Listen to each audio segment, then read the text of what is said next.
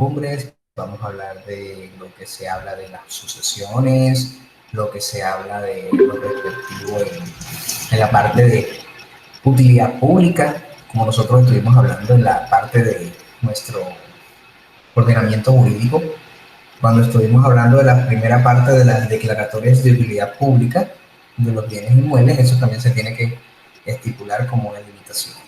Entonces, Ronald y Javier, como estuvimos haciendo la semana pasada, enciendan la cámara, van ahora mismo a terminar de exponer el tema de prescripción, modo de adquisición del dominio, mientras que vienen los otros integrantes que faltan. Creo que está Dayana Machacón, que ya las estoy contactando, para comenzar a evacuar el tema de lo que nosotros estuvimos realizando.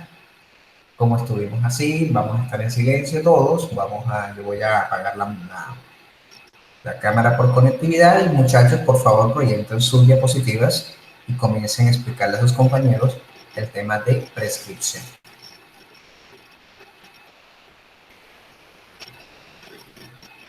Por favor, activen sus micrófonos y los demás vamos a tenerlos silenciados.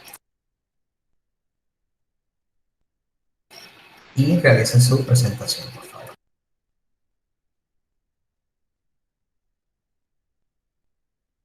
Un momento, profe, ya mi compañero ya va a transmitir pantalla. Ok.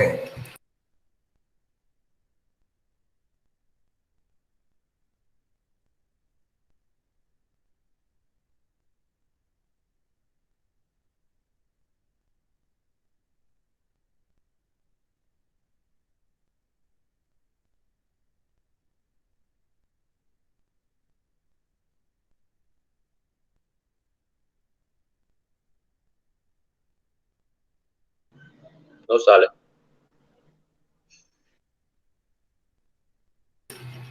Dale en la herramienta donde se aparece el del presentar ahora, dale toda tu pantalla.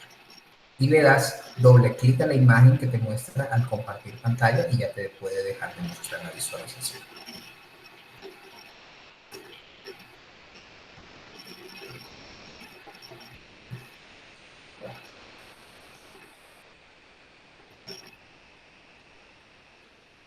Ahora sí.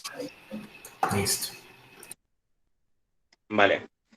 Bueno, muy buenas tardes. Mi compañero Ronald González y mi persona Javier Fonseca vamos a hablar sobre el tema de las prescripciones. Ronald, siguiente página. Ok. ¿Qué es una prescripción? La prescripción es un modo de adquirir las cosas ajenas o de extinguir derechos ajenos por haberse poseído las cosas y no haberse ejercido dichas acciones sobre estas. En el derecho civil, comercial y administrativo, la prescripción es un modo de adquirir un derecho o de liberarse de una obligación como tal. Ok, podemos entender que el objetivo de la prescripción es dar por extinguido un derecho que supone abandonado por su propio titular. Dale, Ronald.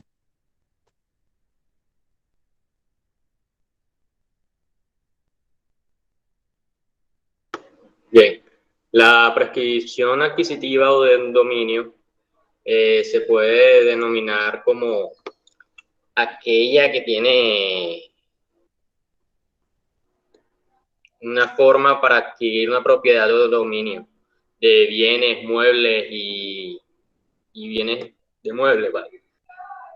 Por medio de la prescripción de dominio adquisitiva, que se da cuando se ha poseído un bien por un lapso de tiempo determinado por la ley. La forma para adquirir una propiedad por prescripción adquisitiva es la posesión de un bien por el tiempo mínimo que exige la ley. El artículo 762 de la definición de posesión es: la posesión es la tendencia de una cosa determinada, con ánimo de señor o dueño, sea que el dueño o el que la dé por tal tenga cosa por sí mismo o por otra persona para que tenga en lugar a nombre de él. El poseedor es reputado dueño mientras otra persona no justifique serlo. Por medio de este artículo podemos entender que no es necesariamente para poder tener un bien inmueble o mueble, no necesariamente debemos comprarlo.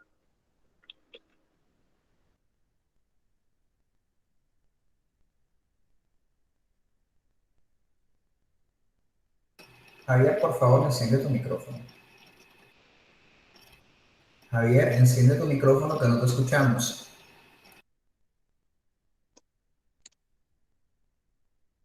Ya, ok, Ya. disculpen.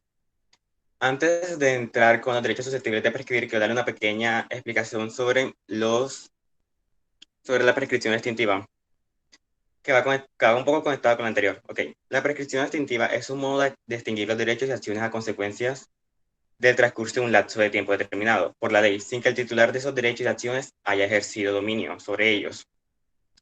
Mientras que la adquisición de dominio toma el bien de la persona, la prescripción extintiva se encarga de tomar ese derecho de la persona que tenía sobre ese dominio. Ahora sí, sobre los derechos susceptibles de prescribir. Los derechos susceptibles de prescribir, por lo general, todos los derechos son susceptibles de prescribir, excepto los derechos indispensables como los derechos extrapatrimoniales. Los derechos extrapatrimoniales son aquellos que se encuentran íntimamente unidos a las personas, por lo cual no son negociados. Por ejemplo, el derecho a la vida, al trabajo, al libre desarrollo de la personalidad, entre otros. En materia familiar no prescriben tampoco las acciones del Estado, por ejemplo, la acción de filiación. La acción de filiación se persigue con la finalidad de reclamar el reconocimiento de un vínculo paterno o impugnar aquel que se les ha atribuido. Por ejemplo, cuando el padre no quiere responder por el hijo o la madre, el hijo o la madre pueden ir a un juzgado a imponer la acción de filiación para que el padre responda por su hijo. Por eso es un derecho que no se puede prescribir. Siguiente. Bien, aquí ya se están viendo cuáles son los más comunes, las prescripciones más comunes. Bien, los pagaré, los letras de cambio y cheque. También están las prescripciones de un año y las que tienen vencimiento o las que se devengan. También existen las deudas a favor y en contra del físico y municipales, que esas prescriben en 3 años. El juicio ejecutivo prescribe en un lapso de 3 años. Las multas de TAC también prescriben en un lapso de 3 años. En material penal, los crímenes de ley imponen presidio y reclusión, prescriben en 15 años. Los crímenes de prescripción en 10 años, los simples delitos prescriben 5 años. Respecto a las faltas, prescriben en 6 meses. Chicos, quisiera preguntarle a ustedes dónde... Nuevamente pongan la diapositiva anterior, por favor. Donde habla de los tiempos de prescripción. Bueno, aquí quiero hacerles una salvedad a todos ustedes. Obviamente, pues los títulos valores, como los pagarés, las letras de cambio y los cheques, en Colombia tienen un tiempo de prescripción totalmente diferente. Porque esa información no sé de qué lugar la obtuvieron, pero las prescripciones, las comunes, son a 5 años. Los pagarés, 5 años. Las letras de cambio, 3 años. Los cheques, 1 año. Entonces, después del vencimiento. ¿Por qué se hacen los títulos valores? Los títulos valores son los que dan la garantía de una obligación. El cheque, ustedes saben que si el cheque no tiene fondos, el banco está obligado para pagar. El banco está obligado y tiene que repetir contra la persona con la que generó el cheque. Porque eso es lo que se denomina el según el sobregiro. Con respecto a las deudas a favor y en contra del fisco y municipalidades, en Colombia también tienen un tipo de prescripción. Y aquí se habla de una caducidad. Las multas de tránsito tienen una caducidad de 3 años y no se cobran, no se generan ningún tipo, ni siquiera se realiza en la audiencia. Y las deudas, como es en el caso del estatuto tributario, son 5 años siguientes las personas que a partir del 1 de enero que se causa un impuesto, como es en el caso del impuesto predial, a partir del 1 de enero del año siguiente ya empiezan a correr los términos de prescripción, que son de 5 años. El juicio ejecutivo, el título ejecutivo, mientras que exista la posibilidad de tenerlo activo, dependiendo con la obligación clara, expresa y exigible, El juicio ejecutivo no prescribe en el tema de alimentos, es la única excepción, pero el título ejecutivo también prescribe en el término de los títulos valores que acabé de explicar. En materia penal, la prescripción es por el cómputo de la pena. No puede ser inferior a 5 años y máximo el máximo de la pena. Quiere decir, si la pena está por homicidio el homicidio, como dice el artículo 99 del Código Penal, el que matare a otro incurrirá una pena de prisión de 20 años, le aplican la pena máxima para precluir una investigación. El delito en lo penal precluye o prescribe dependiendo de él. Y se habla de unos delitos de conducta permanente. El delito de conducta permanente comienza a correr el término de prescripción a partir del momento en que cesa el último acto. Como por ejemplo el de perturbación a la posesión. A usted le perturban violentamente la posesión, ese tiene una pena de prisión de 3 años. Pero como la norma penal indica de que la prescripción de la pena no puede ser inferior a 5 años y tampoco puede ser máximo, no puede sobrepasar la de la pena, entonces ahí es donde se dan las prescripciones más comunes. Otra prescripción más común, que eso lo estuvimos comentando con el Código de Policía. La prescripción de decisiones de policía es de 1 año a partir del momento en que se profiere la decisión. Y así, más que todo, hay que hacer esa pequeña salvedad que está muy bien el tema de las prescripciones más comunes, pero esa información debe ser de otro país. ¿De qué país fue que buscaron esa información ustedes? Porque en esas, pues esa era la salvedad. Aquí nosotros, nuestro derecho derivado de Colombia es similar en todo Latinoamérica y en España también, porque nosotros somos de iberoamericano. Pero chicos, hay que tener en cuenta que se participa. Bueno, continuemos.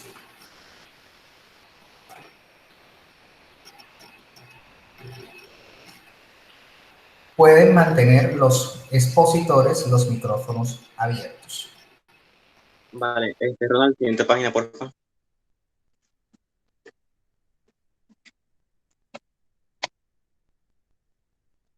Vale. Clases de prescripción. Tenemos primero la prescripción adquisitiva ordinaria. Esta se da cuando el bien es ocupado de una forma pacífica, como señala el artículo 25 y 28 del Código Civil. Para ganar la prescripción ordinaria se necesita posesión regular no interrumpida. Ok, para querer la pertenencia de un bien por medio de la prescripción adquisitiva, la posesión se ha de tener de forma regular, que está definida por el artículo 764 del Código Civil. Se llama posesión regular la que procede de un justo título y ha sido adquirida de buena fe, aunque la buena fe no subsista después de adquirida posesión. Ok, un justo título hace referencia a un documento o contrato que tenga la persona, y la buena fe es la conciencia de haberse adquirido el dominio de las cosas por medio de actos legales. El lapso de tiempo por el que se debe tener un bien para que se dé la prescripción ordinaria es de 3 años para los muebles y 5 años para los bienes inmuebles. La suspensión ordinaria puede suspenderse sin extinguirse, en ese caso, sin extinguirse el lapso de tiempo. Ok, un ejemplo sería que una prescripción, disculpen, un pequeño ejemplo sería sobre el tiempo, justamente como que hablamos del tiempo, un tiempo mínimo de unos 7 años, en mala fe. Mala fe son 10 años, pero una persona está haciendo un trámite para adquirir ese dominio, pero apenas tiene en ese caso 7 años, pero necesita 10 años para poder adquirir ese dominio como tal. Pero de repente hay una pequeña suspensión en el tiempo de la adquisición ordinaria, entonces se suspende. Pero al quitarse ese pequeño inconveniente, por así decirlo, que está impermitiendo ese inconveniente, disculpen. Ok, a partir de que se quita el inconveniente, el lapso de tiempo a partir de los 7 años puede continuar sin comenzar desde el principio, porque en otros casos puede comenzar el tiempo desde el principio. Pero si se queda el tiempo en 7 años, puede continuar a partir de los 7 años. Siguiente, Ronald.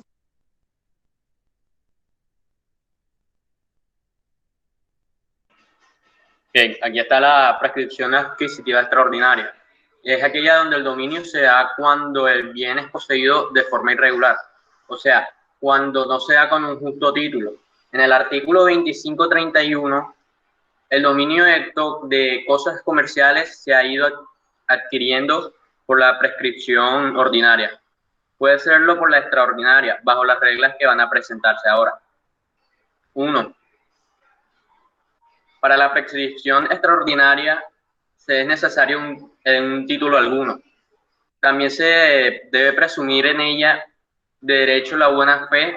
Sin embargo, de la falta de un título adquisitivo de dominio, pero también existe en un título de manera tenencia, hará presumir mala fe y no dará lugar a la prescripción, a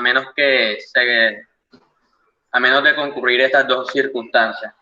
La primera sería que se pretende el dueño no pueda probar que en los 10 últimos años se haya reconocido expresa o tácitamente su dominio por el que alega la prescripción.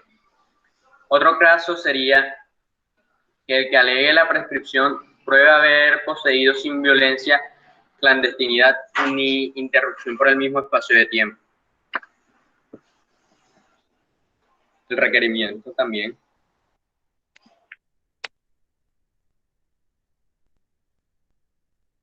Ok, para los requerimientos para poder tener un bien por medio de la prescripción adquisitiva. El requerimiento para obtener un bien, necesitamos que la persona esté viviendo en la casa por lo menos unos 10 años, ya sea de mala fe, o 5 años por buena fe. Necesitamos que esta posesión sea continua, pacífica, pública y como propietario. Okay. Cuando dice continua, la persona tiene que vivir continuamente en esa casa. No es como que entra un mes y sale otros 2 meses, después viene otra vez, después de otros 2 meses vuelve y viene y se queda 2 meses más. O sea, no, la posesión de esa casa debe ser algo continuo todo el tiempo. Cuando hablamos de pacífica, tiene que tener un buen ambiente con todo. En lo público, es una persona que tiene que entrar en la casa como tal, un propietario, que entre, sale, que no esté viviendo a escondidas, como quien dice. Que sea alguien que se dé público, que se muestre como alguien propietario. Y al final, como alguien propietario que se demuestre que lo es, que es alguien que hace, por ejemplo, alguna fiesta en su casa, invita amigos, que no es como que va a pedir permiso a la persona, a otra persona, algo por el estilo. Que se demuestre que es una persona propietaria de ese lugar. Siguiente página, Ronald. Bien, aquí están las diferencias de las clases de la prescripción. El artículo 4 de la ley 791 del 2002, que modificó el artículo 2529 CC, dispone que cuando se trata de prescripción ordinaria, el tiempo es de 5 años para bienes inmuebles y 3 años para bienes muebles. Por otro lado, la prescripción extraordinaria tiene un término de 10 años para bienes inmuebles e inmuebles. Listo. Bueno, chicos, entonces felicitaciones. Pues es cierto, vamos a hablar ya más de ese término. La prescripción, muchachos, es un modo de adquirir las cosas cuando ya ustedes cuentan con... Ya pueden dejar de compartir. Cuentan con todo lo referente a los requisitos de ley. Bueno, nosotros estuvimos revisando el modo anterior. ¿Cuál fue, Farid? Adquisición. No, ¿cuál fue el modo de adquisición que estuvimos último hablando? Ah, ok, accesión. Accesión, ¿y cuál fue el otro? Tradición, ¿no? Tradición, sí. Bueno. Sí, que fue la exposición después de la mía. Ok. Entonces nosotros cuando se habla de una prescripción adquisitiva de dominio, pues nosotros tenemos que eso lo declara un juez de la República, ¿cierto? Bueno, entonces yo ahora mismo estoy manejando un proceso de prescripción a un cliente.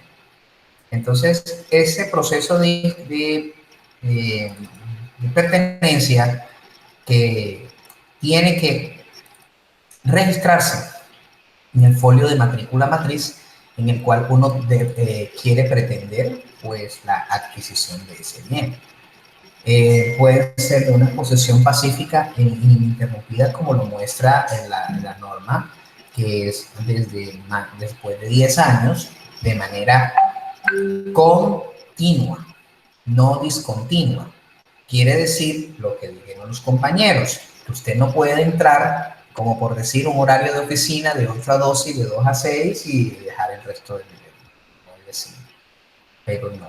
Entonces, aquí podemos ver, les voy a mostrar que este juicio de pertenencia, pues, se tiene que inscribir en el folio de matrícula. Entonces, aquí nosotros podemos ver en sus anotaciones todo lo referente a lo que suceda en el inmueble. El certificado de tradición y las normas establecen de que cuando una persona va a pedir un juicio de pertenencia, tiene que inscribirse en el respectivo folio de matrícula matriz y tiene que quedar la medida cautelar dispuesta hasta la sentencia que emita el juzgado donde hace la adquisición. Por ejemplo, miren acá. Esta es la anotación número 117, folio de matrícula matriz de este predio. Y aquí, ¿qué dice? Farid o cualquiera de ustedes, lo señalado. ¿Qué estamos diciendo? Demanda un proceso de pertenencia, pues esa es la especificación que dicen. 0412 demanda un proceso de pertenencia. Okay. Profe, cuando se repite, pero con la numeración, ¿qué significa eso? Es que lo que pasa es que este código que dice en el registro es que es un código que establecen en el registro para saber los actos procesales a los cuales ellos le van a imponerle ese código. ¿Y cada código tiene algún significado? Claro que sí. Por ejemplo, el 0412 tiene un significado.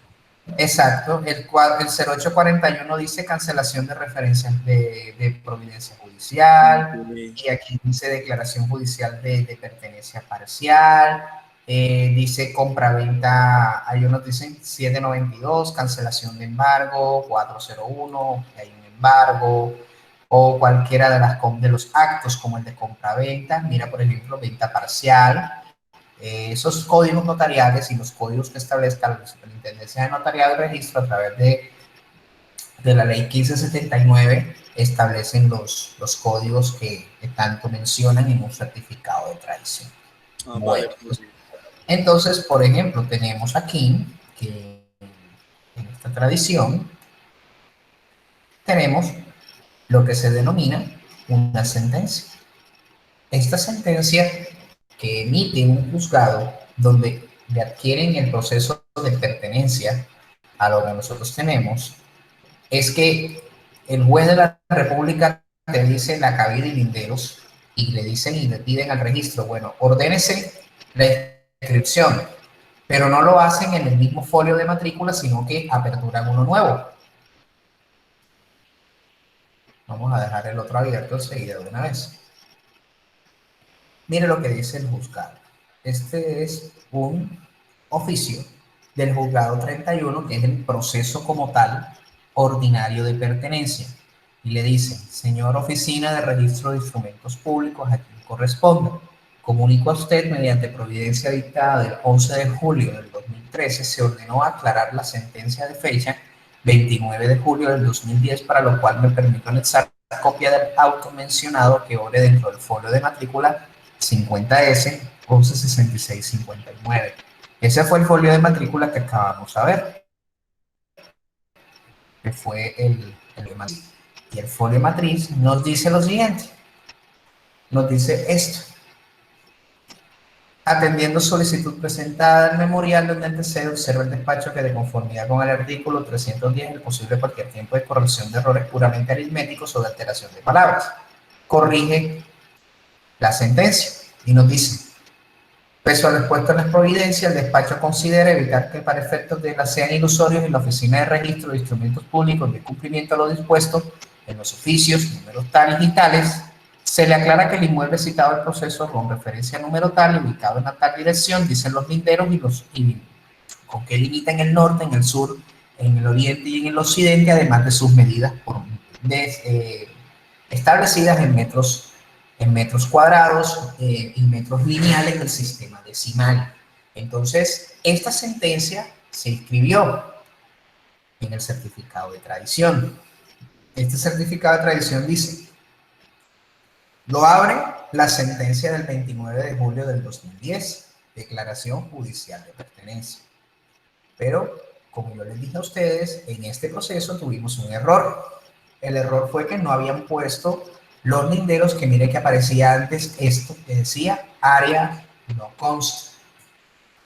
Ese área no consta debe de constar en el folio de matrícula, con el fin de evitar futuros problemas a la hora de vender. Miren que después aclara. Según auto de fecha del 2017, juzgado 31 civil del circuito, aclaración en cuanto a los linderos norte y sur, igualmente de conformidad con la inspección judicial y el dictamen pericial, fue identificado de la siguiente manera: sur en 5.4 metros, norte 13.40, oriente con 78 y occidente 88 metros. Entonces, en ese orden de ideas, le estaban faltando los linderos al lote. Entonces, después ya esa salvedad de estos linderos quedó registrado en el certificado de tradición diciendo lo siguiente. Aquí dice auto y dice acá, mira que el código cambia y dice especificación aclaración. Mira que aquí dice 0901 es el código de las aclaraciones, cuando tienes el código de la aclaración de una escritura pública, porque la escritura pública es un documento en el cual tiene que realizarse una aclaración de algún tipo de error aritmético o un error sustancial que considere necesario para que se encuentre en un bien inmueble. Porque si no se encuentra, entonces va a tener usted un problema a la hora de vender. Entonces el registro tiene que hacer una actuación administrativa para verificar la real situación del inmueble, y esas actuaciones administrativas pueden durar hasta 2 años y el folio de matrícula bloqueado. Entonces, por ese lado, la tradición, pues el estudio jurídico, las personas tienen que comenzar a realizar muy meticulosamente hasta el momento de comprar. ¿Por qué se genera el certificado de tradición? El certificado de tradición es el documento que te permite a ti, pues, evitar caer en una estafa. Por ejemplo, ustedes le van a vender una casa. Una casa, usted dice, bueno, me gustó la casa. Bien, excelente. ¿Pero qué hago yo?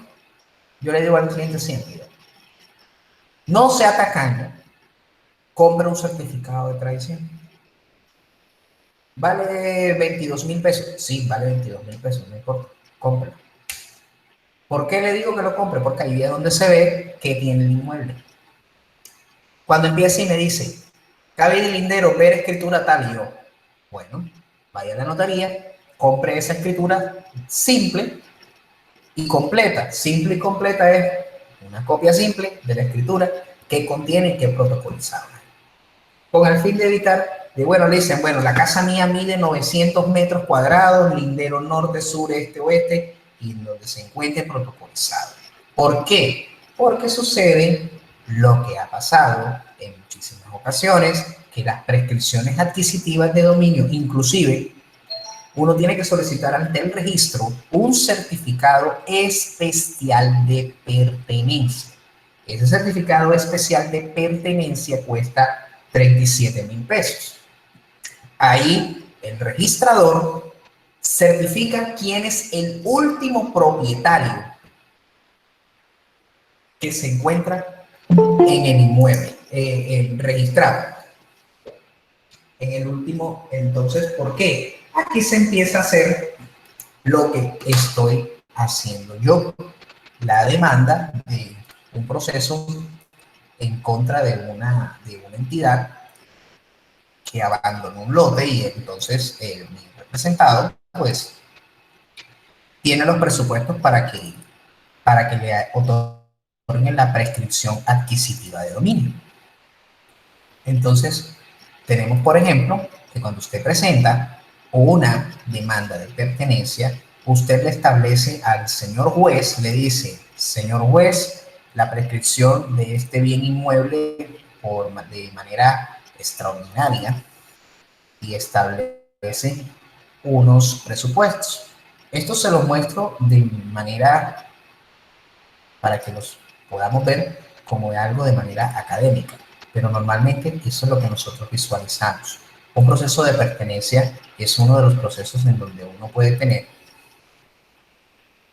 tener, pues, dependiendo del juzgado, hacen una inspección ocular, van y revisan, dicen, bueno, este es el inmueble, esto es, verifican si es un inmueble menor o mayor extensión con el cual se puede realizar. Por ejemplo, aquí tenemos, este es un proceso declarativo de pertenencia, donde se establece cuáles son los lacabirinderos que tiene el inmueble, su referencia catastral y su folio de matrícula. Entonces se solicita que mediante sentencia haga tránsito a cosa juzgada se declare la adquisición del dominio, ¿sí? Entonces cuando se solicita se realiza por medio de los artículos de la prescripción, ocupación y los medios que se establecen. Miren que el artículo enseguida se establece los 5 modos de adquirir el dominio: por ocupación, accesión, tradición, sucesión por causa de muerte y prescripción. Porque en este caso le están cumpliendo el requisito principal de la posesión y una posesión de buena fe, que se tiene que realizar, lo que hablaba el compañero, sobre una posesión de buena fe con el ánimo de señor y dueño. Entonces, aquí nosotros podemos visualizar los documentos que entregan. Los documentos enseguida, el poder, el certificado especial de pertenencia, que es el que otorga el registro, y ellos dicen esto, el certificado especial de pertenencia. El certificado especial de pertenencia es el que nos muestra, dice, competición de fecha tal, turno tal, quien lo solicita, en este caso lo solicité yo, un folio de matrícula, el estado activo anexo al certificado. Segundo, revisamos quién es el que se encuentra como último propietario, y lo firma el registrador principal de instrumentos públicos de Barranquilla con la información anexa del certificado de tradición. Esto es los requisitos que uno utiliza para realizar la demanda de pertenencia. Uno realiza pues lo referente a declaración de preparación de cerca y todo lo que es. Entonces uno solicita ante ellos la subsanación. Y entonces la subsanación, pues ellos establecen qué es lo que me solicitan. Y ellos hay que anexarles esto, el plano catastral, que esto uno lo solicita directamente en catastro. En este caso aquí en Barranquilla es la Gerencia de Gestión Catastral, y me muestra dónde está ubicado el bien inmueble. Ok, este es el bien inmueble, me muestran en dónde se encuentra, quiénes son sus límites, quién lo limita, y en dónde se encuentra en el mapa cartográfico de Barranquilla, ¿sí? Entonces me establece quiénes son sus vecinos, quiénes son los que tienen que estar, en qué barrio se encuentran, en qué unidad está. Porque miren que ellos tienen pegado porque este lote queda llegando a Galapa y está pegado con el barrio Villa de San Pablo, que es un macroproyecto de interés social nacional. Entonces, como todavía no se han conectado los miembros del grupo de sucesión, pues voy a hacer una breve introducción mientras se conectan y ya vamos a comenzar lo de las limitaciones. Sucesión fácil. La sucesión es por causa de muerte, es cuando una persona fallece y deja unos herederos. Los herederos reciben con beneficio de inventario todo lo referente a los activos pasivos que tiene el causante. Usted puede repudiarla, aceptarla o renunciar a ella. Activos son todos los muebles, inmuebles, carros, fincas, animales domésticos, animales bravíos, cosechas, todo eso son los activos. Pasivos, las deudas, hipotecas, préstamos, todo lo demás.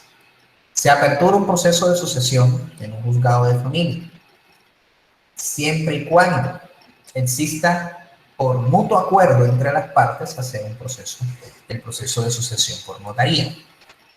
Pero normalmente esas peleas de familia duran una eternidad.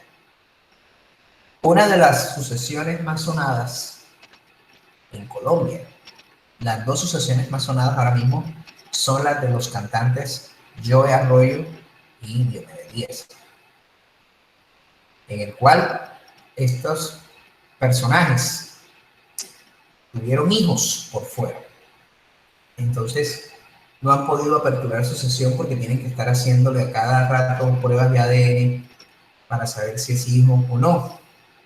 Y están los líos entre las esposas por la sociedad conyugal que no fue liquidada. Entonces, ahí es donde ese tema de la sucesión es un poco muy complejo y ese es un tema que es bien para el que use, para el que esté como abogado y se especialice en sucesiones, eso es muy bueno.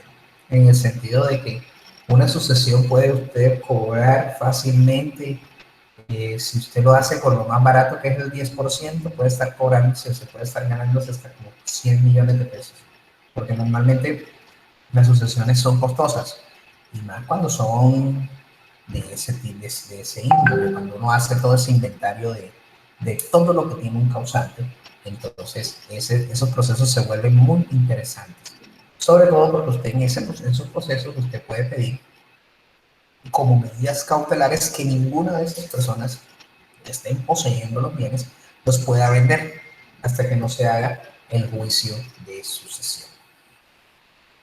Entonces, tenemos lo siguiente.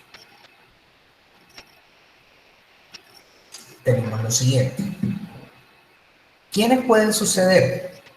Todos los que están ascendentes, descendientes del causante. Cuando el causante tiene hijos, los hijos. Si no tuvo hijos, los padres. Si están vivos. Si los padres están muertos, vienen los hermanos. Si los hermanos, cualquiera de los que pueden suceder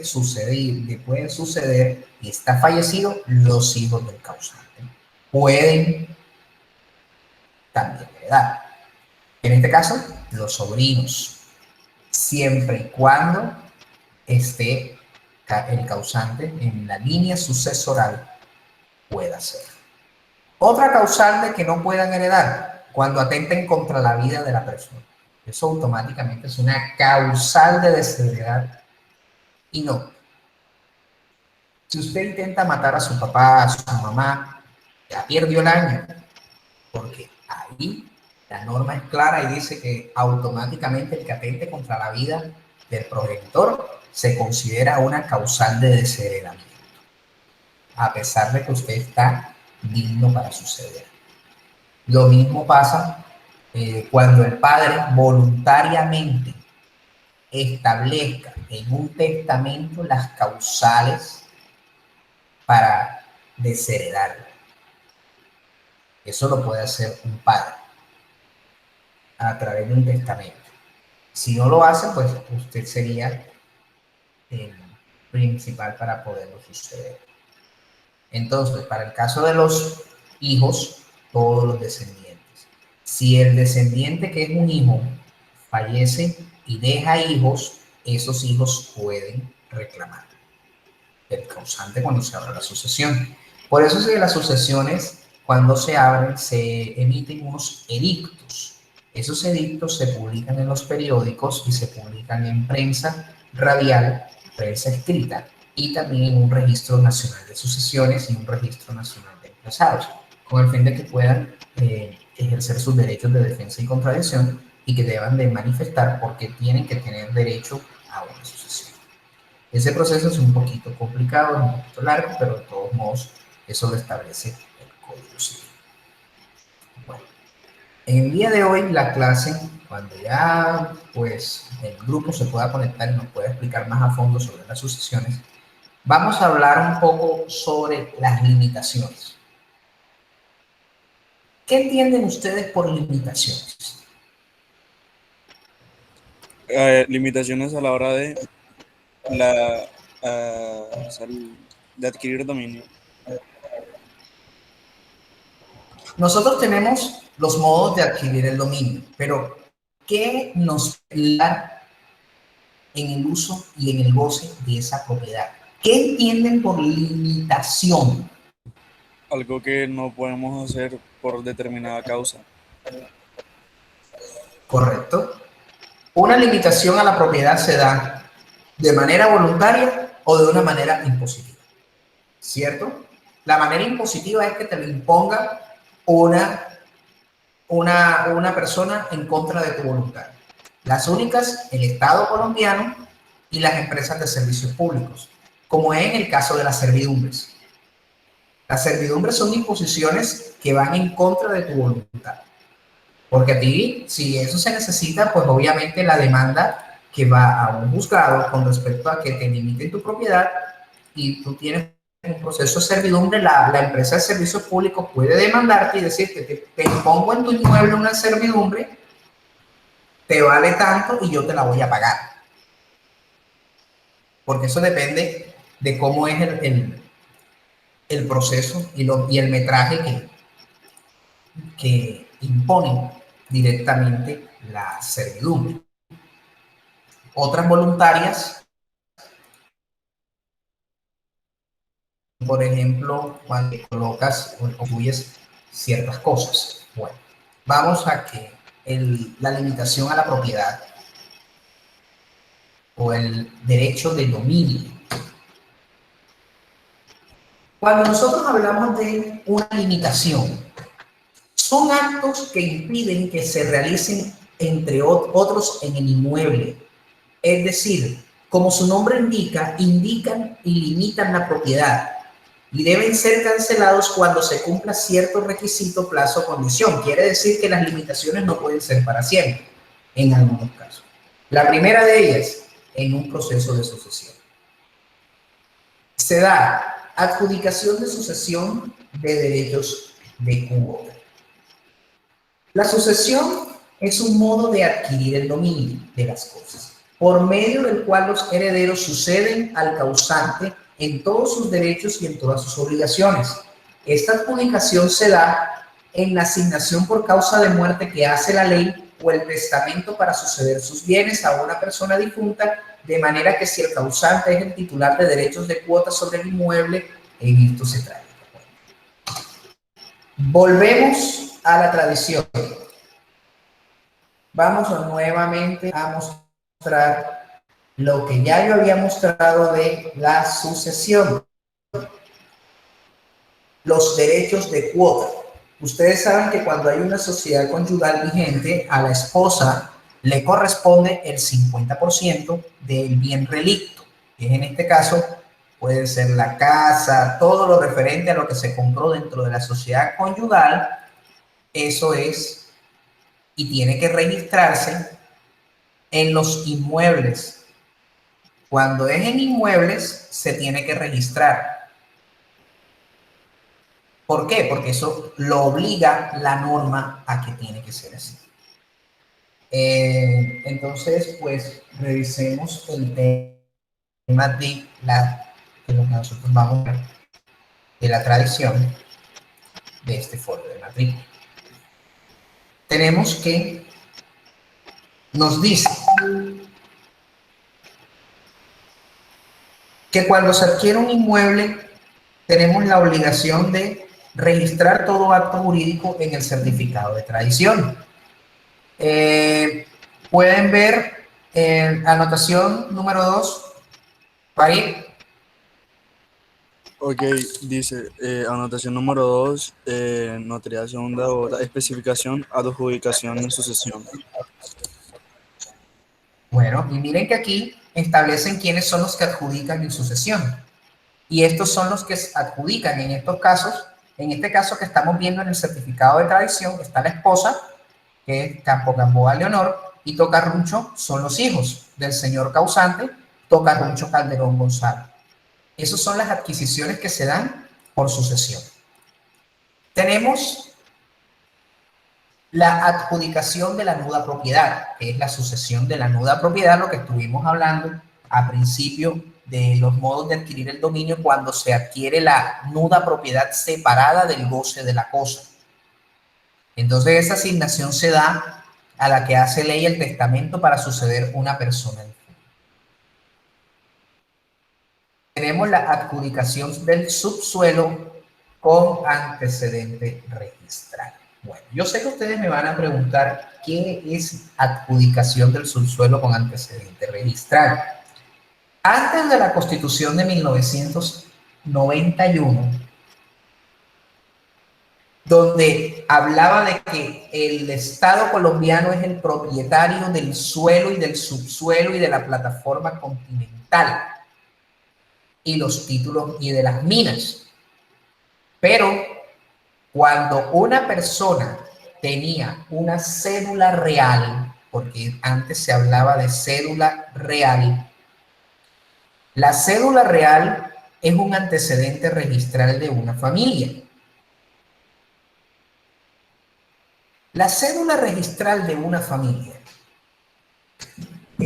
Hay distintos casos. Tenemos el de Bullerengue, que es un nombre que le pusieron a dos pozos en Sabana Larga.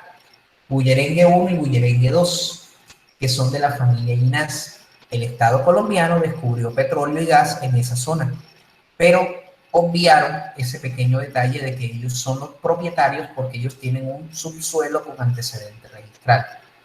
Y ese antecedente registral tiene que ser respetado. Entonces, lo que señalaba el Código de Minas en ese entonces, del año 1887, decía de que ellos eran los propietarios del suelo y del subsuelo. Entonces, a partir de este momento, si hay en el subsuelo de tu casa un petróleo, el Estado te indemniza porque tiene que sacarte de ahí. Y el Estado es el propietario, pero te indemniza. Pero los que tienen antecedente registral, el Estado puede explotarlo, pero tiene que pagar todo lo que exploten en ese título minero o en ese título de petróleo y gas al que es el dueño del subsuelo, porque ese ya tiene un antecedente registral. Ahora, las afectaciones. Tenemos la más común, que es la afectación a vivienda familiar. Estos son dos esposos que compran una casa para destinarlo a vivienda familiar. Esto lo pueden hacer antes o después de la celebración del matrimonio. Y esto se da para que ninguno de los dos pueda vender el bien inmueble sin el consentimiento del otro. Esto lo estipula la ley 258 del 96 en su artículo primero. Esto se hace a través de una escritura pública de afectación a vivienda familiar que se tiene que registrar en el registro de instrumentos públicos. Afectación por causa de una obra pública. Vamos a repasar esto. Entiéndase por afectación toda restricción impuesta por una entidad pública que te limite o impida la obtención de licencias de urbanización, de parcelación, construcción o funcionamiento por causa de una obra pública o por protección ambiental. Esto lo establece el artículo 37 de la Ley 9 del 89, donde dice que toda afectación de obra pública solamente puede durar el término de 3 años, máximo 6 años, si no se registra o la entidad que decreta, porque es en este caso la que decreta la obra pública, si en 6 años no se registra dicha medida en los folios de matrícula o en el certificado de tradición, es nulo de pleno derecho, porque establece que la afectación en una obra pública, cuando tu bien inmueble lo declaran de utilidad pública, el Estado colombiano tiene que poner la oferta de compra, tienen que comprarlo.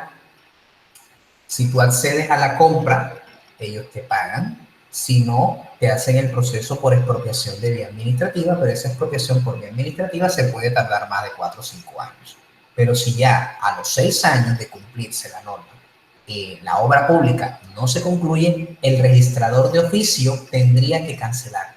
Pero como ya eso lo cambiaron por la ley 388 y establece de que la persona propietaria es la que puede solicitar mediante ese artículo que se suspenda el acto administrativo que genera la utilidad pública, como es en el caso de los macroproyectos de interés social nacional.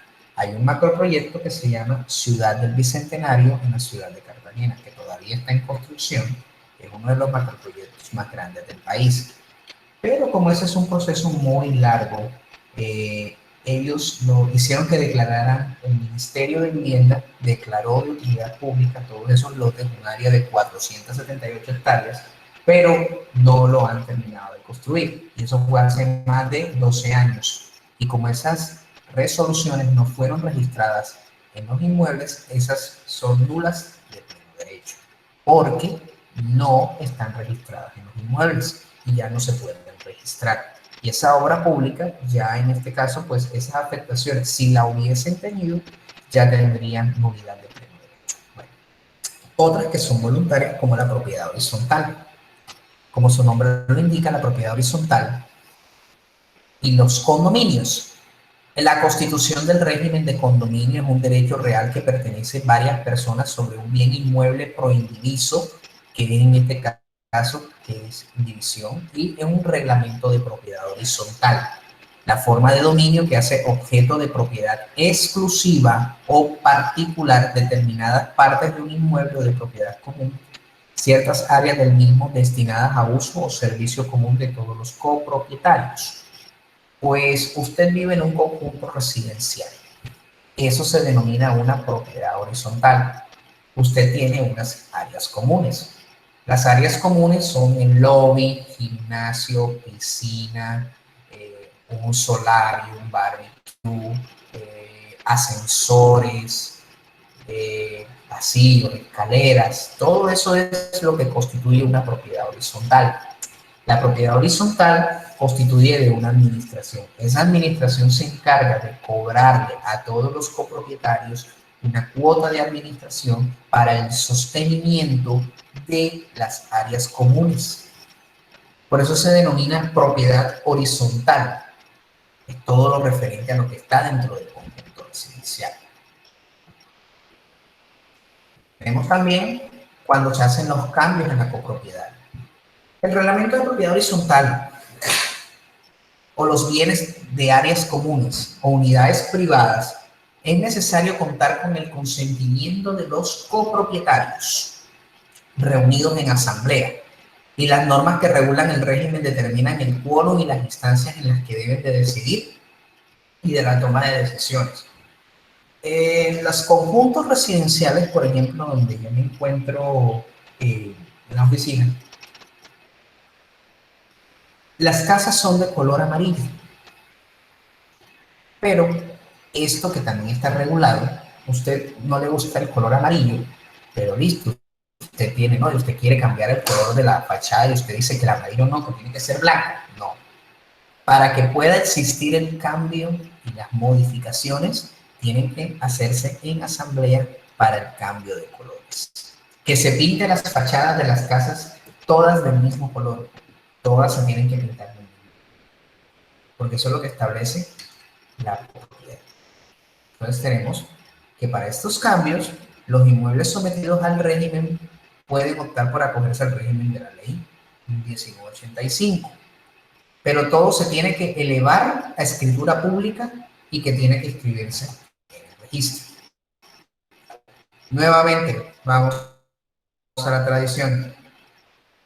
Tenemos nuevamente a la tradición.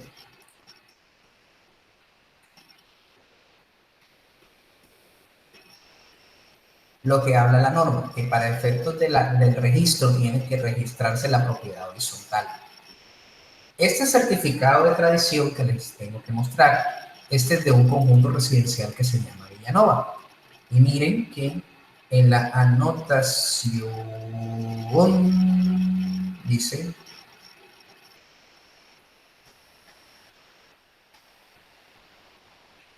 ¿qué dice? Anotación número 7, miren, fecha del 27 de junio del 2017, escritura 11:30 del 17 de mayo del 2017, notaría 47 de Bogotá. Especificación: constitución de reglamento de propiedad horizontal. Agrupación residencial Villanova. Miren que aquí establecen el reglamento de propiedad horizontal. Y miren que dice lo siguiente: reforma del reglamento de la propiedad horizontal, y deciden cambiar la nomenclatura y el área útil. Todas las reformas y todos los cambios en la copropiedad tienen que quedar registrados en el folio. Reforma al régimen de condominio. Igual, los condominios que realizan las reformas arquitectónicas, estéticas y efectuar ampliaciones y reforma de las fachadas, áreas comunes, y siempre tienen que ser autorizadas por la respectiva asamblea de copropietarios, y posteriormente se someterá a aprobación de la autoridad competente para el registro que requiere el acta de asamblea. Se tiene que registrar en escritura pública. Usted, cuando va a solicitar, por ejemplo, el mantenimiento o una reforma a la fachada que usted tiene registrada en el IDUC, para el caso de Bogotá, en el IDUC, aquí en Barranquilla, esa fachada, para poderla cambiar, usted tiene que tener un permiso. Usted tiene que tener un permiso. Ese permiso primero tiene que pasar por la asamblea de copropietarios. Resulta que le dicen, bueno, vamos a pintar la fachada de color blanco. Sí, estamos de acuerdo, de color blanco, sí, todo bien, excelente. Listo, aprueban, elevan a escritura pública. Bueno, señores IDUC, veremos esto. Eduardo, también, que también es otra de las competentes en Barranquilla.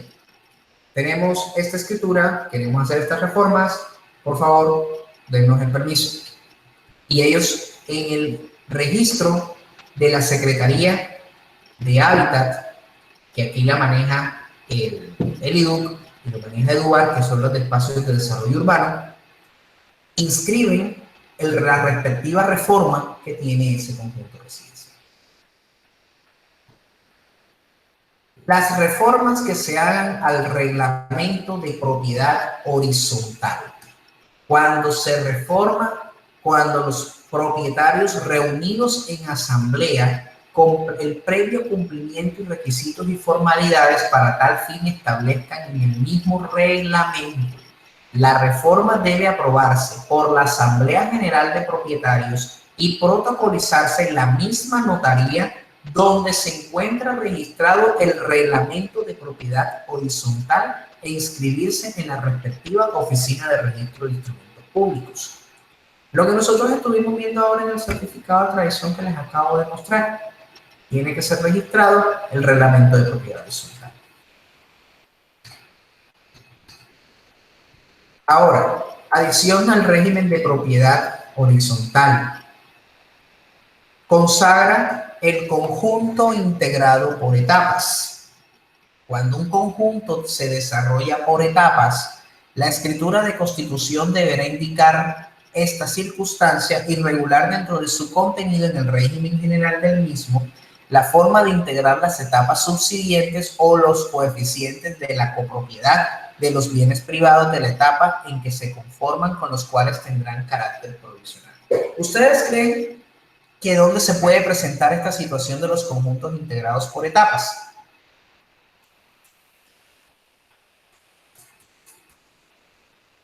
Bueno, los que han visto o los que han pasado por Alameda del Río, los conjuntos que están en la zona del Caribe Verde, todos esos conjuntos están construidos por etapas. Son distintas propiedades horizontales que están constituidas por etapas. Entonces, construyen la primera etapa y dicen, conjunto residencial Canario, etapa 1. Resulta que Canario 1 es un tema pequeño, y entonces resulta que viene Canario 2, son unos apartamentos más grandes, tienen conjuntos que siguen, y entonces empiezan a establecer las áreas comunes y todo lo que tiene que integrarse por etapas. Además de los bienes privados y las subsiguientes etapas, tienen que estar integrados el propietario inicial mediante escrituras públicas adicionales. los cuales identifican los bienes privados y bienes comunes localizados en cada etapa y el nuevo cálculo de coeficientes de propiedad. Las compraventas también son unas limitaciones. Tenemos la compraventa de los derechos de cuota. Cualquier persona, por ejemplo, yo puedo heredar, y digo, bueno, pero yo no quiero estar en este litigio, yo lo vendo. Yo puedo vender a un tercero la cuota parte de la cosa. En un contrato, cuando hay un comunero en que, siendo dueño de un derecho en pro indiviso y de un bien común, pues él establece que yo lo vendo. Yo lo puedo vender, inclusive se lo puede vender a los otros herederos o a un tercero. Pero como ustedes saben y como establece éticamente hablando, que los que tienen que tener la primera opción de compra son los que están dentro de esa misma comunidad. O sea, mis propios hermanos o mis propios familiares son los primeros que tienen que tener el derecho de prelación. Si ellos no tienen dónde caerse muertos, usted lo vende. O no tienen la plata en el momento, usted lo puede vender a un tercero con el consentimiento de ellos. Y eso lo permite la norma. La compraventa de la nuda propiedad, la propiedad separada de la cosa. La compraventa del subsuelo con antecedente registral. Lo que estábamos hablando de la adjudicación del subsuelo con antecedente registral. También tiene que inscribirse en el respectivo folio de la compraventa de usufructo. El usufructo es la venta del derecho real por el cual una persona, llamado usufructuario, adquiere el derecho de gozar temporalmente una cosa ajena sin alterar su esencia. Tenemos también las condiciones resolutorias. Esta es la primera, la resolutoria expresa. Es una cláusula insertada en un contrato para subordinar la adquisición o pérdida de un derecho o a un acontecimiento futuro e incierto.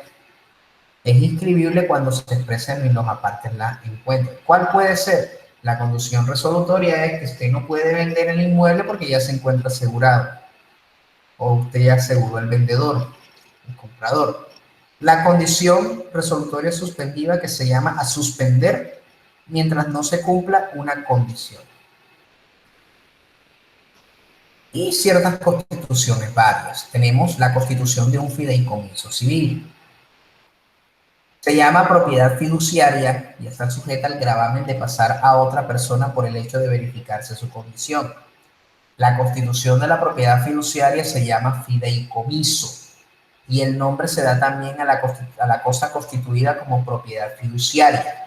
La traslación de esta propiedad a la persona en cuyo favor es constituido el fideicomiso se llama restitución. Bueno, miremos acá precisamente otra vez este certificado de tradición, donde tienen distintos ejemplos y miren lo que se constituye. Aquí tenemos una fiduciaria, una fiducia mercantil, como en este caso, por ejemplo, el Instituto de Seguros Sociales era el dueño de ese lote, y al liquidarlo, pues constituyeron un patrimonio autónomo que es una fiducia y es administrado por la fiduciaria colpatria. Aquí aparece la novedad del patrimonio autónomo. Nuevamente, este patrimonio autónomo de fiduciaria colpatria, servicios financieros, actuando como vocera del patrimonio autónomo, lo transfiere a Fiduciaria Bogotá, actuando como vocera del patrimonio autónomo Villanova. Entonces, aquí podemos ver de que las fiducias civiles se registran en los folios. Constitución de usufructo es el derecho de usar una persona, una cosa llamada usufructuario de manera temporal sin alterar la esencia. El patrimonio de familia. El acto del medio del cual se afecta el derecho de propiedad en su atributo de disposición con el fin de proteger a una familia contra la insolvencia o quiebre del jefe de la misma. Solo puede constituirse sobre el pleno dominio, no es embargable, no puede ser hipotecado, no puede ser grabado con censo, ni dado en anticresis, ni vendido en pacto de retroventa. La inscripción de este mismo se tiene que hacer dentro de los 90 días siguientes a la fecha de constitución. Entonces, compran una casa equivalente a máximo 100 salarios mínimos, 120 salarios mínimos, o en este caso son 150. Hay menores de edad, Solamente esto es un requisito principal. Tienen que haber menores de edad para poder registrar el patrimonio de familia. El patrimonio de familia se levanta cuando ya el último de los hijos cumple los 18 años de edad. Y ahí ya los esposos pueden hacer la afectación a vivienda familiar para evitar que sea inembargable. Otras declaraciones varias, tenemos la declaratoria de indivisión. Los predios no son divisibles en el tema de el globo de terreno. Solamente lo puede hacer un juez de la República. ¿Cómo se divide un inmueble? Ahora mismo lo estuvimos viendo con el tema de prescripción, cuando usted quiere que una parte de un globo de terreno de mayor extensión para un globo de terreno de menor extensión, como es en el caso de los predios rústicos. Entonces, en esas particiones del valor de los bienes relictos y el número de asignatarios no permite adjudicar tales bienes en las proporciones establecidas por ley o el testamento, lo realizará el juez de la República a través de unos fondos inferiores a unidad agrícola familiar. Esto solamente pasa en las fincas para el término del predio rústico.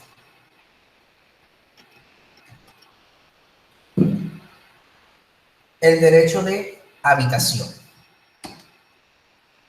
es el derecho real que consiste generalmente en la facultad de gozar una parte limitada de las utilidades y productos de una cosa, y se refiere, por ejemplo, a la casa y a la utilidad de morar en ella, y se llama el derecho de habitación. El derecho de uso es el del derecho real que consiste generalmente en la facultad de gozar de una parte limitada de las utilidades y productos de una cosa.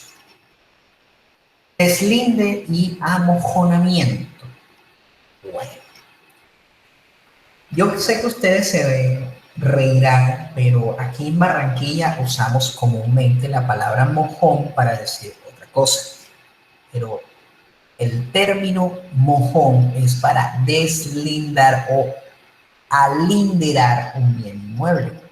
Esos son los que se denominan los famosos mojones, donde nos indican el de las calles, las carreras, para saber dónde está uno ubicado. En las fincas usaban los mojones para delimitar el cercado de la misma. Entonces, entiéndase por deslinde el acto de distinguir y señalar los linderos de una heredad con respecto a otra u otras en un terreno de un monte con relación a otros lugares. Mediante el deslinde se llega a la certeza de los linderos y límites de un inmueble mediante el amojonamiento, que se presupone siempre que se ha resuelto primero la fijación de los lindes. Se marcan con hitos o mojones los límites establecidos con los lindes que se hacen imperceptibles. Vamos nuevamente a la tradición. Aquí nos dice cómo lindera esto. Miren, lo dice. Globo de terreno con cabida de 10.664 metros cuadrados. Linda, lindero, con lindero norte, en tantos metros. Lindero sur, con tantos metros. Oriente, con tantos metros. Occidente, con tantos metros. Y fijan el mojón o el amojonamiento, como se denomina en este caso, con los linderos respectivos. Liquidación de efectos de plusvalía. Ustedes saben que la plusvalía es un impuesto, es sobre la valorización de los inmuebles. Entonces, esa liquidación de efectos de plusvalía, que también muchísimos lo realizan para que puedan determinar si la zona o subzona en la participación por el metro cuadrado calculado, causado en relación con cada uno de los inmuebles objeto de la misma, para aplicar las tasas correspondientes de conformidad con lo autorizado por el Consejo Municipal. La plusvalía es sobre el aumento de impuestos, más que todo para determinar su valor. La medianera. El conjunto de derechos y obligaciones que dimanan la existencia y disfrute del común de una pared, cerca o vallado. En todos los casos, aun cuando el CIS conste de una cerca o pared divisoria, pertenece exclusivamente a uno de los predios contiguos, el dueño del otro predio tendrá derecho de hacer medianera en todo o en parte, aún sin el consentimiento de su vecino, pagándole la mitad del valor del terreno en la que se haya hecho el cercamiento y la mitad del valor actual de la porción del cerramiento cuya medianera pretende. Esto pasa en las casas que están muy pegadas en una con otra. Que si, por ejemplo, en una medianera, eso es muy común en los barrios, cuando los vecinos utilizan la pared para su uso. Pero entonces resulta que ese uso puede causarle un detrimento. Entonces, ahí es donde viene la constitución de la medianera. También se llaman las donaciones. Las donaciones de una propiedad que solamente le separan el uso del goce de la cosa, pero que en este caso transfiere de manera gratuita e irrevocable a otra persona. Y también las donaciones del usufructo. La persona transfiere de manera gratuita e irrevocable a otra persona la facultad de gozar una cosa con cargo de conservar su forma y sustancia y de restituir a su dueño. El usufructo que haya de recaer sobre inmuebles por actos entre vivos no valdrá si no se otorgase por instrumento público inscrito. Tenemos los pactos de indivisión. Quiere decir de que si usted tiene un bien común en proindiviso con una comunidad, o sea, en este caso con sus hermanos, y que ustedes llegaron al acuerdo de que no se puede permitir la división porque pierde su actitud natural, esto se inscribirá en el registro y no pueden ceder sus derechos sin previa autorización del otro. El pacto de reserva de dominio. Cuando ya usted vende la casa, usted tiene que mantener un pacto de la cosa vendida en el inmueble hasta que el comprador haya pagado la totalidad de su dominio. El pacto de retroventa, en el vendedor que se reserva la facultad de recobrar la cosa vendida, reembolsando al comprador la cantidad determinada para que se estipule o en efecto en esta estipulación lo que se haya costado la compra. Y vemos las servidumbres. Las dos servidumbres tenemos la de acueducto, que es en este caso una servidumbre de acueducto que existe de forma activa y de una forma pasiva. La servidumbre activa es el gravamen constituido a favor de un predio para que puedan conducirse las aguas que necesiten. Las empresas de servicios públicos podrán pasar por predios ajenos y realizar en ellos todas las actividades necesarias para prestar el servicio. Y el pasivo es el predio que afecta permitiendo sobre él que se conduzcan las aguas que beneficien a otro predio de diferente propiedad. Caso puntual, yo soy de una servidumbre activa, la tubería madre del acueducto la tiene la casa del vecino. La casa del vecino es el que me está sirviendo a mí para entregarme agua. Entonces, el de él tiene una afectación de servidumbre pasiva y todas las aguas que se conduzcan que beneficien a los predios de diferentes propietarios. Entonces, en ese orden de ideas, cuando la AAA tiene y hace los planos, en mi vivienda yo tengo la casa y 2 apartamentos, todavía es una sucesión que está pendiente porque estamos todavía en ese proceso. Yo mandé a instalar el contador del agua y me hicieron el cálculo. Vieron, su tubería madre se encuentra al frente y el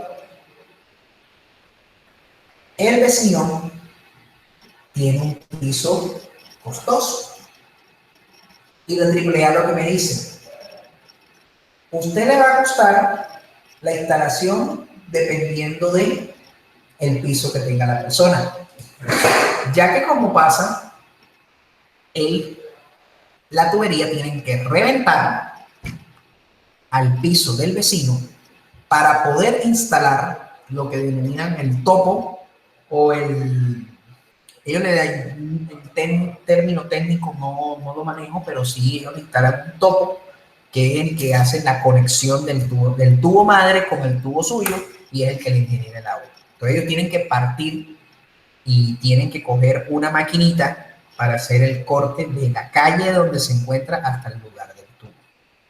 Entonces, ese vecino lo afecta en el sentido de que cada vez que haya un daño o haya algo que tenga que hacer relacionado con el inmueble, va a ser afectado.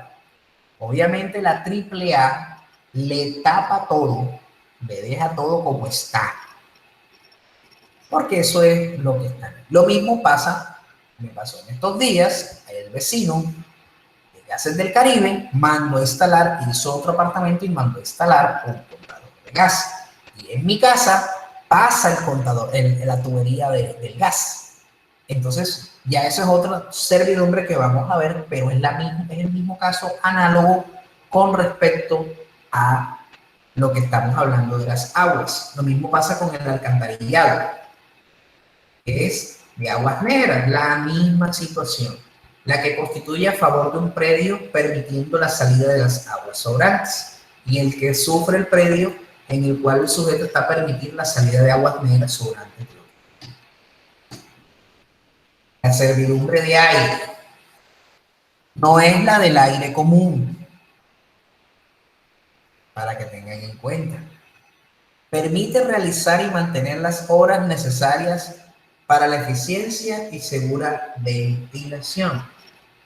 Pero también habla de la servidumbre aérea de servicios públicos, donde podrán pasar predios ajenos por vía aérea y realizar en ellos las actividades necesarias para prestar el servicio. Torres de energía eléctrica, lo que establecen las de comunicaciones.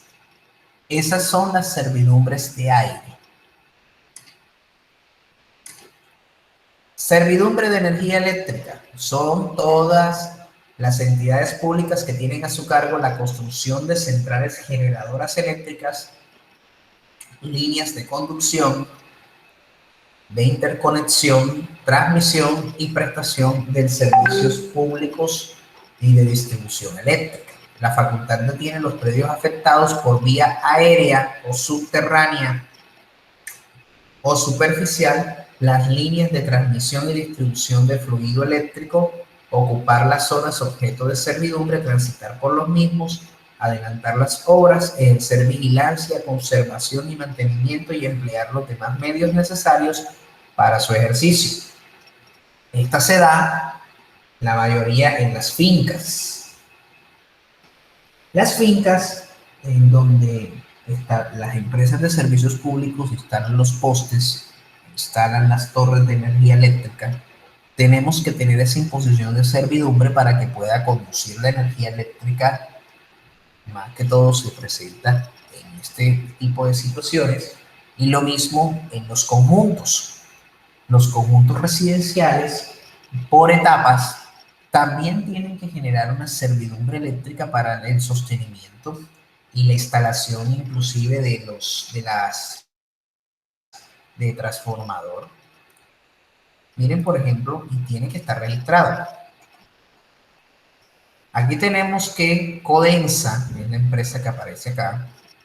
Codensa interpuso esto, una servidumbre de energía eléctrica al conjunto residencial, con el fin de ellos de instalar todo lo referente al servicio en el conjunto residencial.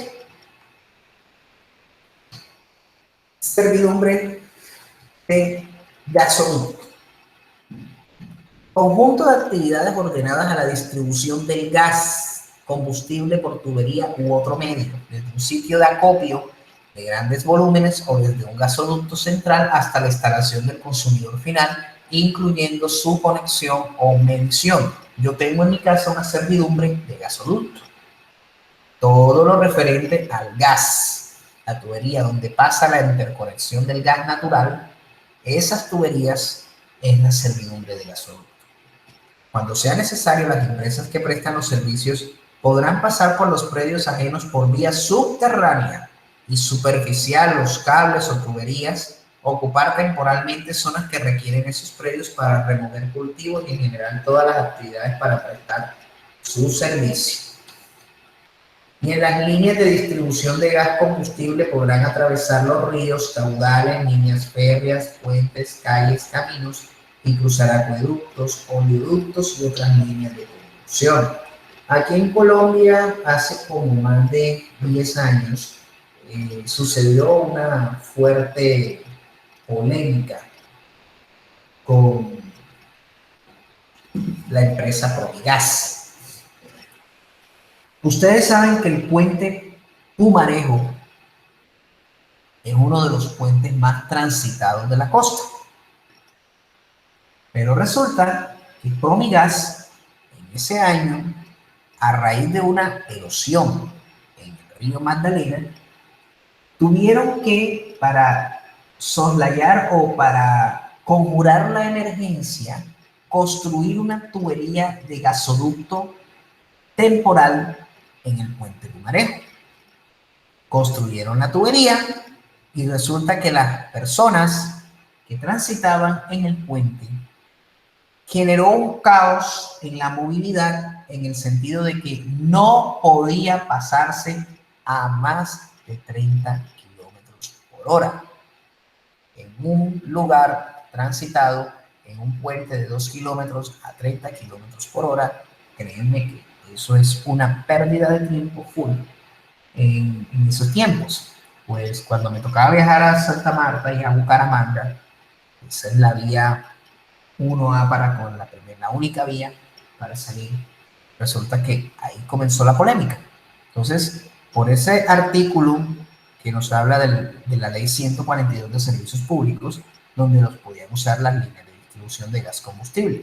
Ustedes saben que nuestro gas viene de La Guajira, el gasoducto de Las Ballenas, y de Las Ballenas lo distribuyen aquí a Barranquilla, llega por las líneas de conducción el gasoducto, y empieza a llegar a una planta central donde distribuyen, que es la que se encuentra atravesando el puente Pumarejo.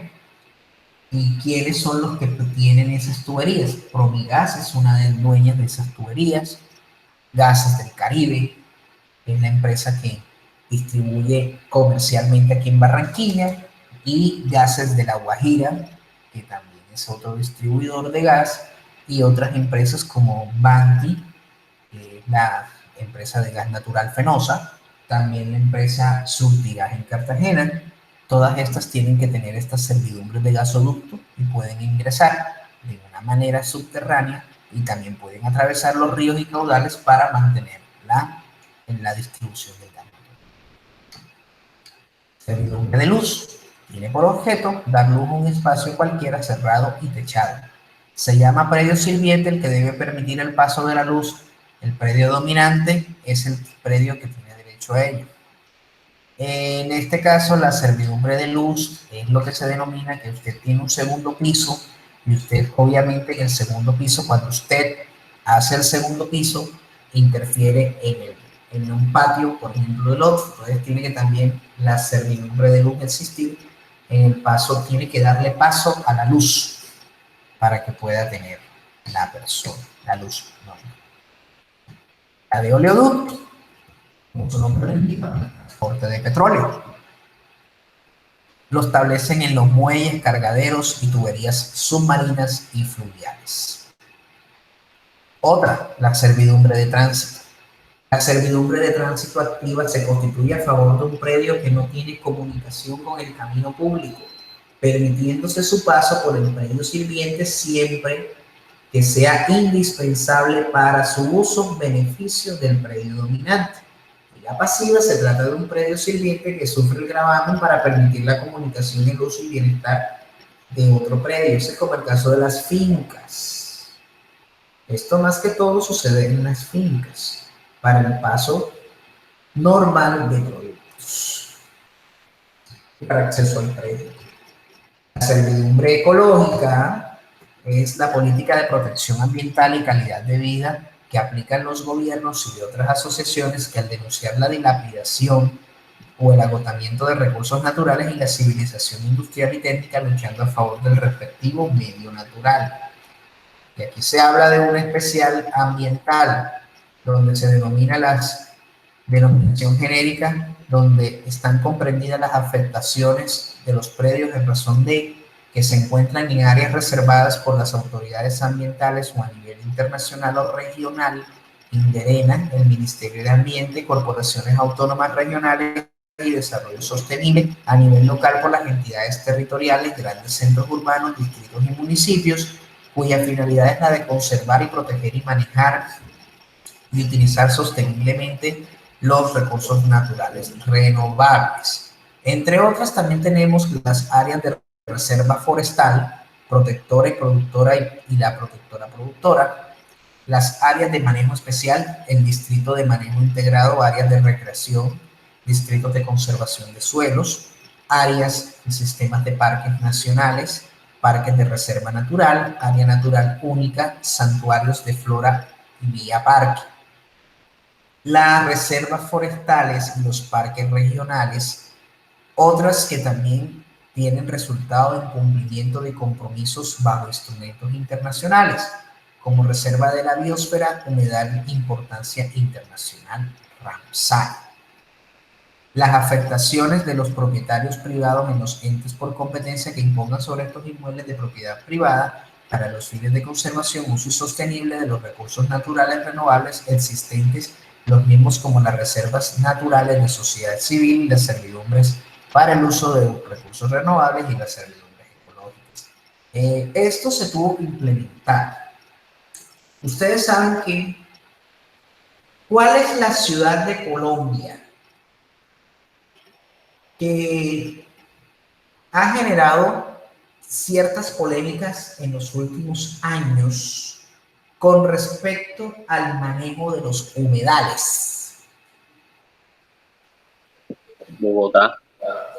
La ciudad de Bogotá se caracteriza por tener humedales. ¿Y cuál fue la última? La última fue una reserva forestal que iban a hacer un conjunto y comenzó la polémica por los ambientalistas, la reserva de Van der Hamer. Esa reserva de Van der Hamer es de nivel Ramsar, porque es una reserva de biosfera. Es una reserva muy importante para la ciudad de Bogotá. Lo mismo por los humedales Juan Amarillo en Bogotá también. ¿Y cuál más aquí en la costa?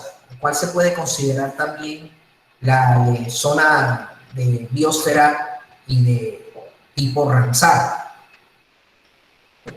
Aquí en la costa. Una de ellas la tenemos cerquitita.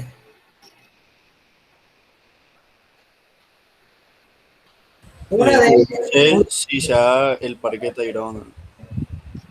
Parque Tayrona, sí, pero hay una más cerquitica todavía.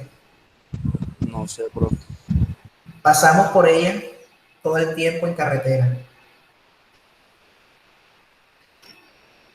La Vía Parque Isla Salamanca también se considera zona Ramsar de importancia internacional. Es un parque de reserva forestal y de flora y fauna. Otro, el Cañón de Chicamocha en Santander. Tenemos la zona del Mar de los Siete Colores en San Andrés. Tenemos también el Río de Siete Colores en el Meta, en la Serranía de la Macarena. Tenemos otra, en San Andrés, los Siete Cayos de la isla de San Andrés también tienen zonas de reserva forestal.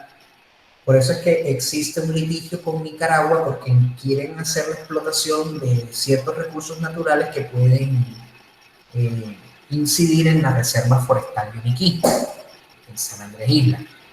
La reserva de corales en Santa Marta. También la bahía de Cartagena, las islas del Rosario. ¿Ustedes han ido a las islas del Rosario o han visto que el agua de la isla del Rosario es un agua limpia y cristalina, diferente a otras que se encuentran dentro de la misma bahía de Cartagena? Es porque tienen un método de conservación que trabajan con la misma comunidad. En el Parque Isla Salamanca hay un descontrol en el tema del mangle, que miren que cada vez que queman el mangle, nosotros lo sabemos porque la ciudad de Barranquilla siempre tiende a tener ese problema de que todo el viento que llega, toda esa contaminación, llega a nuestro territorio. Cuando usted se para en el malecón, usted ve al frente la Isla Salamanca. Y eso siempre tiene ese tipo de problemas que generan de problema ambiental. Ninguna persona puede asentar lugar cuando existen este tipo de servidumbres. Y si es propietario de estos lugares, y eso jamás sucede, pero en los lugares donde se encuentran los humedales de Bogotá y las reservas, ahí sí existen de propiedad privada. Entonces tendrían que indemnizar este tipo de servidumbre. Otro tipo. Tenemos el remate de derechos de cuota. Esto lo hace un juez de la República. Cuando un comunero tiene un proceso pendiente, una venta de derechos de cuota de bienes, y lo trasladan estos derechos a un remanente o un rematante mediante providencia judicial. La reserva de los derechos de usufructo. La facultad que tiene el titular del derecho de dominio de transferir o enajenar la nuda propiedad, reservándose para sí o para el otro el derecho de usufructo para gozar temporalmente sin alterar su esencia. En Cartagena sucedió un caso de estos. Lo de Ciudad del Bicentenario, resulta que esos lotes, la mayoría del corregimiento de Bayunca, son rurales. Y obviamente habían explotación de ganadería, explotación de otro tipo de animales. Pero resulta que él le vende a una persona, le transfiere el dominio, pero él temporalmente reserva para él el derecho de usufructo para seguir explotando el bien sin alterar la esencia. Tenemos también la adjudicación de la liquidación de la sociedad conyugal. Suelta la sociedad conyugal por cualquiera de las causales contenidas en el artículo 1820 del Código Civil, se procederá inmediatamente a la confección de un inventario y tasación de todos los bienes que usufructuaba o que era de responsabilidad en el término del prescrito para la sucesión por causa de muerte. La liquidación de la sociedad conyugal también se registra. Bueno, entonces, a través de estos límites, de estas limitaciones del dominio, tenemos que se identifican con unos códigos. Esos códigos, pues, obviamente, en el tema del registro de instrumentos públicos, pues, otra manera de visualizar. La norma nos dice en la ley 1579 del 2012, que es el Estatuto del Registro, nos dice cuáles son los justos títulos, lo que nosotros estuvimos hablando, las sentencias y las naturalezas de los actos jurídicos. Entonces nosotros tenemos cuáles son.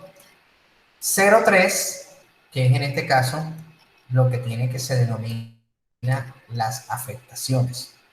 Ahora les voy a mostrar, un segundo. Empezamos a ver acá el artículo 8º de la ley 1579, en la que nos habla de la matrícula inmobiliaria. Dice, es un folio destinado para la inscripción de actos, contratos, providencias relacionadas en el artículo 4º, referente a un bien raíz, el cual se distinguirá con un código alfanumérico y complejo numeral e indicativo del orden interno de cada oficina y de la sucesión que se vaya asentando. Además, señalará con cifras distintivas la oficina del registro, el departamento, corregimiento, vereda. Indicará también si el inmueble es urbano o rural, y en la matrícula constará de los siguientes, de las meras causales, las tenencias y las falsas tradiciones.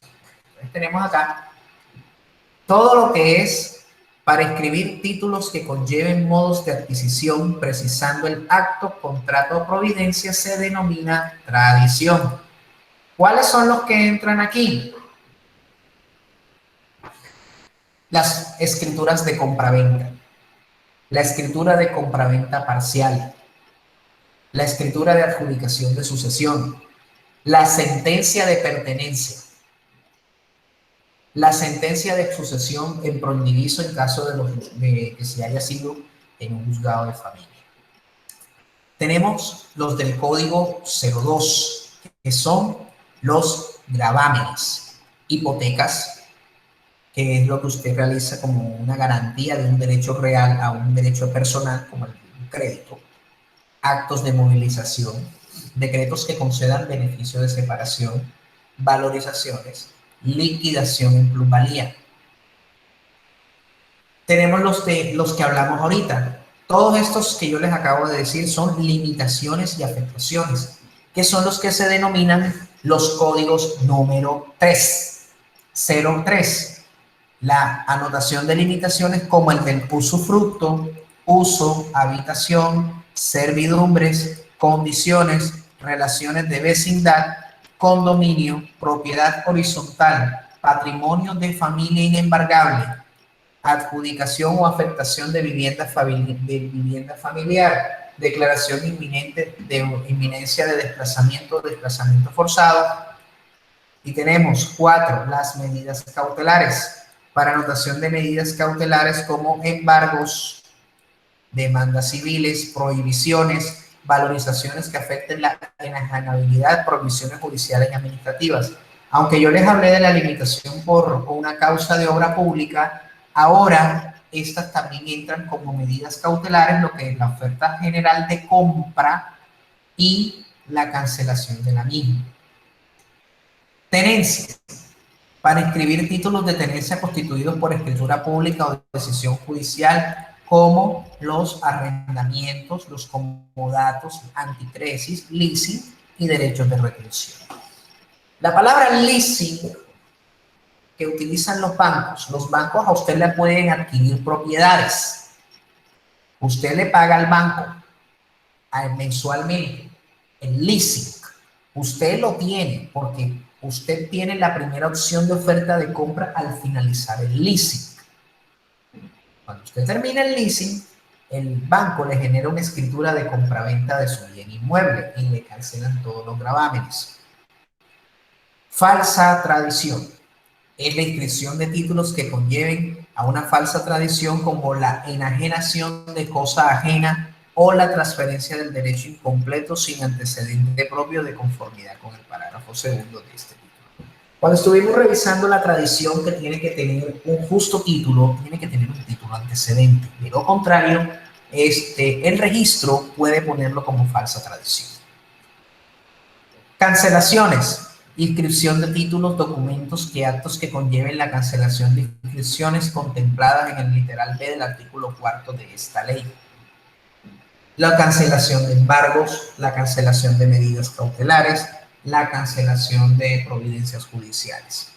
Otros, para aquellos actos que no se encuentren con la anterior codificación y que requieren de publicidad por afectar el derecho real de dominio, las aclaraciones de escrituras públicas. Más que todo, porque esas son las únicas que no tienen especificaciones. Entonces dice, corresponderá a la Superintendencia de Notariado y Registro asignar y definir los códigos de las operaciones registrales. Estas son las operaciones registrales más comunes que hay, pero el artículo 4 nos habla de que las escrituras públicas y providencias judiciales que dispongan cancelación de las anteriores inscripciones y caducidad administrativa en los casos de ley. Entonces nosotros tenemos de que para poder tener esto, todo lo que usted vaya a hacerle a un bien inmueble tiene que estar registrada, tiene que ser por escritura pública, porque esa es la formalidad que hay, con lo que establece el decreto 960 del 70 y lo que establece el Estatuto de Notariado y Registro. Entonces, por eso es que todas esas afectaciones que nosotros vemos acá en el certificado de tradición, miren, 0339 es el que denomina la servidumbre eléctrica como una afectación. Entonces podemos ver también de que acá el bien inmueble tiene una compraventa, miren, 101. Empieza la compraventa. 4, aquí dice, medida cautelar. demanda en juicio de pertenencia. Tenemos cancelación de providencia judicial, miren, 0841. 0125, donde establecen que hay una compra-venta. Y establecen acá nuevamente transferencia a título de fiducia mercantil. Esto también tiene que ver con transferencia de dominio, que es la primera parte.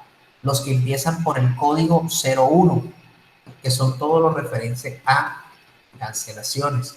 Otros, 09, miren, aclaración de escritura pública, es lo que establece el código 09. Tenemos aquí 03, miren, reglamento de propiedad horizontal, que son todo lo que es referente a las limitaciones.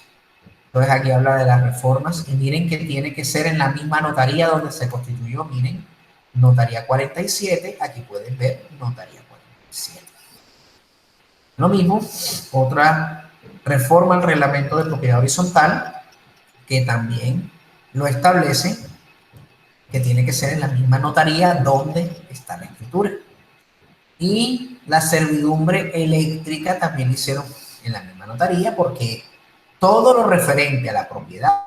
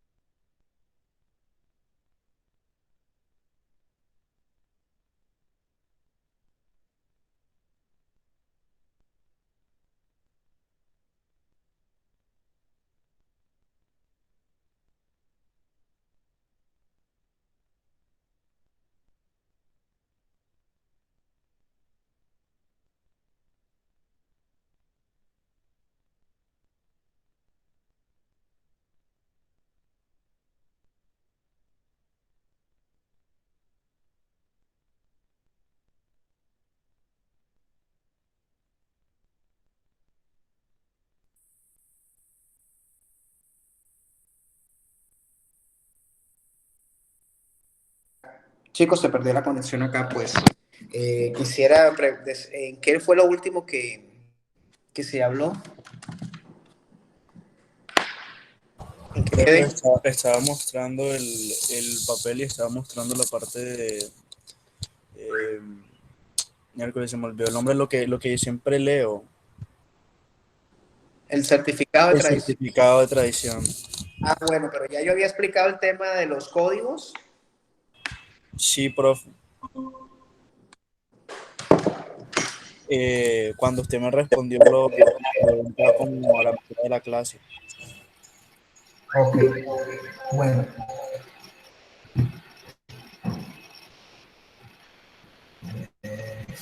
Listo. Tenemos nosotros que la tradición se da por los distintos códigos. El código 01, todo es lo referente a tradición, pues es modo de adquirir el dominio. El modo de adquirir el dominio por tradición está lo que es la ocupación, la tradición, la pertenencia, la adjudicación por sucesión, todo lo referente a esa parte que estuvimos revisando, que Villanova, conjunto residencial, todo lo referente al conjunto residencial se registra en la misma escritura pública donde se realizó la constitución, que en este caso fue la notaría 47 de Bogotá, en ese certificado de tradición que acabé de mostrar. Y todo eso, la superintendencia de notariado y registro establece el código único de registro de actuación procesal. Entonces, no, las cosas todas tienen su origen y todas las cosas tienen su proceso. Entonces, ya la próxima semana vamos a ver el tema de procedimiento administrativo, proceso administrativo en referencia a la parte de juzgados y economía, que también es un módulo que va a ser muy interesante. Entonces, muchachos, pues hasta hoy, hasta acá, pues llegamos a la clase de hoy. Voy a estar montando finalmente un tallercito corto en la última semana para que ustedes ya entiendan lo del tema de la limitación del dominio y la parte de las exposiciones. Voy a poner un material de sucesiones para que entonces, pues, el otro grupo que no ha terminado, no sé por qué de pronto no tendrían conectividad, para poder continuar con el tema de sucesiones y quedar ese tema saneado. Bueno, entonces, pues, muchachos, muy bien, que pasen un buen fin de semana. Muy bien, profe, tenga buena tarde. Igual para todos ustedes. Buenas